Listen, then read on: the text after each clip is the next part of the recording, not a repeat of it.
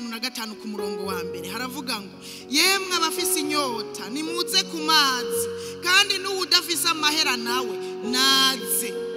nimuze mugure murye nimugure umuvinyu n'amata mudatanze amahera canke ikiguzi niki gituma mutanga amahera kugura ibitari ibyo kurya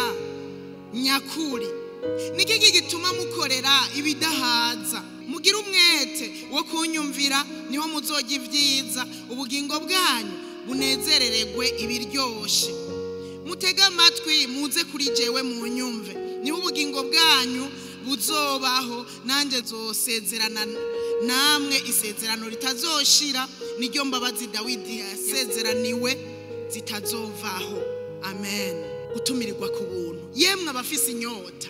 ingo ubu rero ntihatumiwe abafise inyota y'Imana gusa ukaba ufise inyota ahubwo y'ibintu ngwino muratumiriwe ku buntu ibindi vyo uravyifuza n'amahera ukayatanga ukagura inzu yifuje utegerezwa gutanga amahera imodoka yifuje uratanga amahera ukagura ariko no mutumiro Yesaya yatumiye n'umutumiro wo ku buntu ngwino mugure murye munywe mudatanze ibiguza tumirira ku buntu murongo wa 6 turavuga ngo nimurondera uhoraho bigishoboka kwabonwa mu mwambaza kiri hafi umunyavyaha areka ivyaha vyiwe umunyangeso mbi aheba ingeso ziwe mbi aze agaruke kuhoraho aramugirira ikigongwe Imana yacu ni nyembabazi nimuze abari bafise inyota y'ivyisi nimuze kuri Yesu hari abafise inyota y'amahera aho hanze usanga bariko baratanga imibiri yabo kugira ngo baronke amahera bashobore kurya bashobore kuri hinzu ngwino kuri Yesu nta mubiri wawe uzosubira gutanga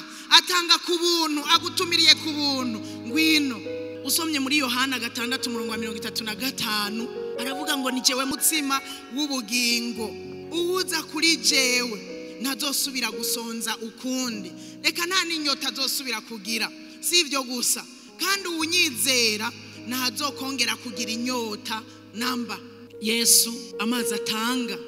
n'amazi akumara inyota ibihe vyose nukuvuga ngo uje kuri Yesu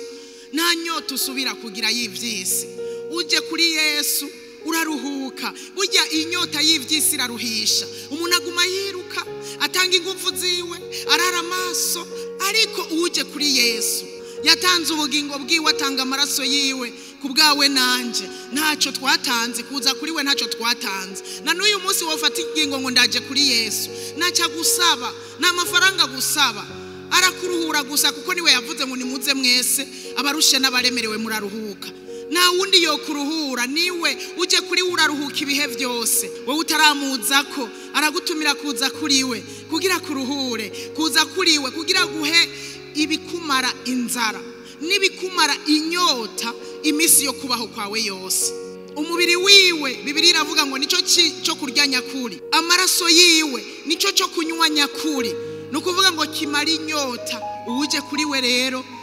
amaze kumwinjiza muri we inzara y'ibindi byose ayihindira hanze